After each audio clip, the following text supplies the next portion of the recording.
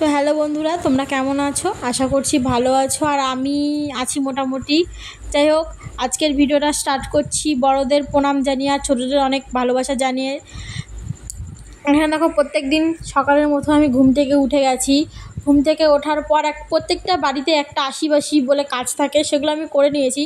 মানে সেগুলো তোমাদের সাথে শেয়ার করিনি। প্রত্যেক দিন যদি একই ভিডিও তোমাদের সাথে শেয়ার করি তাহলে তোমাদের একটু বোরিং লাগবে, তাই একটু অন্যরকম ভিডিও শেয়ার করলাম।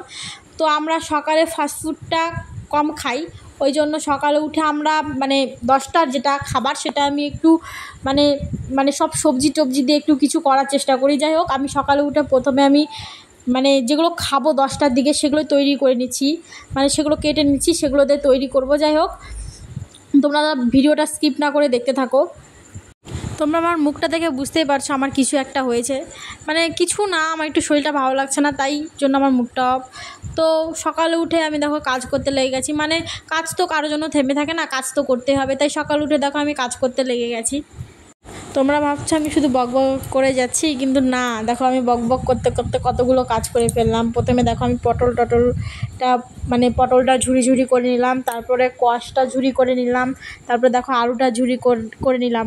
দেখো কথা বলতে বলতে দেখো আমার সব কিছু বানানো হয়ে গেছে। এবার আমি যাব মানে প্রেসারে, মানে আমি তো বললাম সবজি দিয়ে কিছু করার চেষ্টা করছি, মানে তার মানে খিচুড়ি করব, মানে ডাল দিয়ে চাল দিয়ে সবজি দিয়ে লঙ্কা টঙ্কা দিয়ে একটা মানে প্রেসারে সিটি দিয়ে একটা খিচুড়ির মতন করব, মানে যেটা বাচ্চাদের খাওয়ানো হয়, বাচ্চাদের লঙ্কা দেওয়া হয় না, আর আমরা মানে বড়রা খাবার জন্য লঙ্কা দেবো। যাই হোক, তার সাথে থাকবে ডিম সিদ্ধ।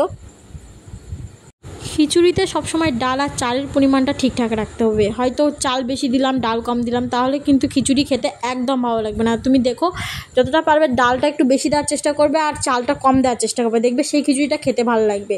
যাই হোক, আমি দেখো এখানে পরিমাণ করে ডাল আর চাল দিয়ে নিয়েছি, মানে প্রথমে ডালটা দিয়ে নিয়েছি, তারপরে চালটা নিয়ে এসেছি, সেটা তোমাদের সাথে স্কিপ করে যাই। আমি পরিমাণ করে দিয়ে নিচ্ছি, মানে কেমন দিলে ভালো লাগবে সেই পরিমাণে আমি ডাল আর চালটা দিয়ে দিচ্ছি। তারপরে জল দিয়ে ধুয়ে এনে জল দিয়ে লঙ্কা যেগুলো সবজি কেটে রেখেছি সেগুলো দিয়ে নেব, দিয়ে আমি গ্যাসে বসিয়ে দেবো। তারপরে আমার যেটা মাপ 7টা কি 8টা সিটি দিয়ে নামিয়ে নেব, তাহলে হয়ে যাবে আমার খিচুড়ি। তো আর একটা জিনিস দেওয়ার কথা ভুলে গেছি, মানে নুন হলুদ একটু কাঁচা তেল দেবে, তাহলে কিন্তু খিচুড়িটা খেতে আরও ভালো লাগবে। এবার যদি বলো নুনের পরিমাণ, দেখো আমি তো ঠিক বলতে পারো, তোমরা যেমন চাল ডাল নেবে সেই হিসাবে তোমরা নুনটা দেবে। যাই হোক, নুনের পরিমাণটা সবাই জানো, যে আশা করি যে নুনটা ঠিকঠাক কেমন দিতে হয়। যাই হোক, তো আমি এই দেখো, তারপরে যেহেতু আমি সকালে উঠে রান্না চাপিয়ে দিয়েছি, তো ওই জন্য আমি দাঁত ব্রাশ করার কথা ভুলেই গেছি।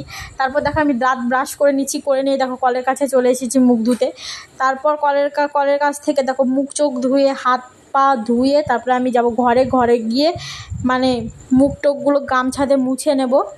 মানে ঘরের যেহেতু লাইটটা অফ আছে, তাই জন্য ভিডিওটা কেমন আসে, যখন লাইট জ্বালিয়ে নিয়েছি, এবার আমি ফোনটা এক জায়গায় রেখে এবার আমি মুখ টুক মুছে নেব। যাই হোক, যেহেতু আমার স্ট্যান্ড নেই, ভিডিওটা কোথাও রেখেই করতে হয়। দেখো আমি ঘরে চলে এসেছি, এবার আমি মুখ টুক মুছে নেব, নেওয়ার পর বাইরে যাব, মানে রান্নাঘরে যাব। যেহেতু আমি ওগুলো প্রেসারে সব গুছিয়ে নিয়েছি, কিন্তু গ্যাস তো ধরিয়ে দিইনি, ওই জন্য এখন দেখো মুখ চোখ মানে ধুয়ে নিয়ে সব রেডি করেছি, এখন যাই গ্যাসটা ধরিয়ে দেবো।